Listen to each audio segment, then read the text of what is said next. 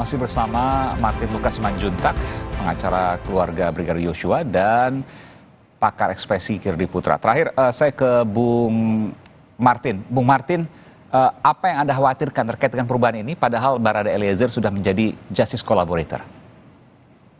Sejauh ini, dari pendapat LPSK dan juga dari yang kami ikuti berdasarkan hasil rekonstruksi, perbedaan antara keterangan Eliezer dengan FS dan kawan-kawannya itu secara logika hukum wajib kami maknai sebagai hal yang positif dan menguntungkan bagi almarhum.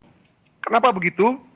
Karena Eliezer yang menjadi justice collaborator ini ya adalah saat ini satu-satunya harapan kita selain daripada alat bukti scientific crime investigation system melalui ilmiah maupun CCTV yang bisa membantah keterangan-keterangan bohong yang disampaikan oleh 4 orang yang tidak bertanggung jawab ini. Apa yang maksud Anda gimana kalau seandainya ini berbeda dengan apa yang disampaikan oleh Barada Eliezer yang merupakan justice collaborator? Apa yang Anda khawatirkan? Tidak ada yang saya khawatirkan. Selama keterangannya Eliezer berbeda dengan FS, itu adalah hal yang positif. Oke. Tidak perlu ada yang dikhawatirkan kalau berbeda. Yang kita takutkan adalah ketika suatu saat nanti di persidangan, ya Eliezer kesaksiannya sama dengan FS. Nah ini yang perlu kita garis bawahi. Kalau berbeda kan tapi sesuai fakta, kalau berbeda ataupun sama, tapi sesuai fakta kan nggak masalah. Kenapa harus berbeda? Mas Aiman, kita perlu mengingat ya bagaimana FS dan kawan-kawannya ini membuat seakan-akan seluruh warga negara Indonesia itu bodoh ya. Dengan sesuatu hal yang tidak masuk akal. Ya. Indikator sudah melakukan survei. 85% lebih warga Indonesia tidak percaya ada kekerasan seksual. Oke, baik. Jadi Anda mau menyatakan bahwa begini, kalau berbeda berarti Barada Eliezer masih di jalan yang benar. Anda mau mengatakan seperti ini, versi Anda nih ya? Setuju. Itulah logika hukum yang tepat dalam kasus ini. Oke, baik. Tadi boleh saya sambung dulu nggak mengenai posisi pengambilan video ini? Menarik soalnya. Jadi karena kami sering makan buah dan sayuran, ya, kami juga selain sebagai advokat, kami ini punya kemampuan ataupun sense of sensitivity yang peka. Sebelum kami masuk dan diusir oleh direktur itu, kami sudah profiling siapa-siapa aja yang ada di luar, siapa-siapa saja pendukung mereka, penyidik pakai baju apa, eksternal pakai baju apa, tim-tim pembantu pakai baju apa.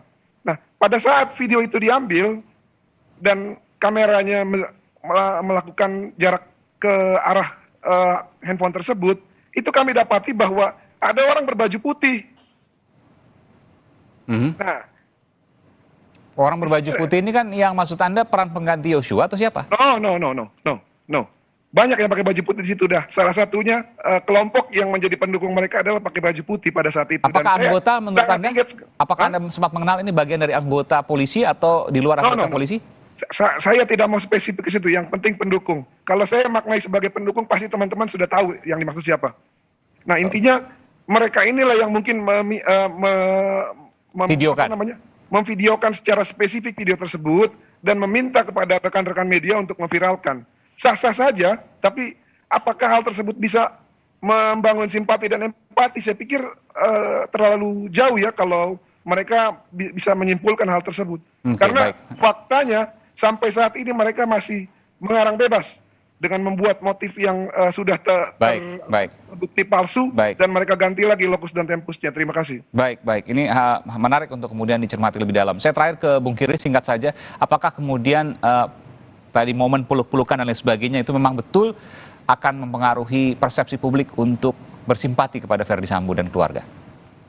Menurut saya kalau kita misalnya katakan bahwa apakah akan mempengaruhi persepsi publik, pasti mempengaruhi. Tapi mempengaruhinya gimana? Membuat orang semakin percaya bahwa ini nggak bersalah, atau mempengaruhi bahwa orang jadi capek melihat bahwa saya sepakat dengan dibilang sama Bung Martin tadi, bahwa ini ceritanya nggak bisa lebih seru lagi nih, gitu ya, lebih kreatif lagi. Istilahnya bisa jadi orang jadi berpikir gitu, dan marahnya kebanyakan penduduk Indonesia, saya yakin, sekali lagi ini opini ya.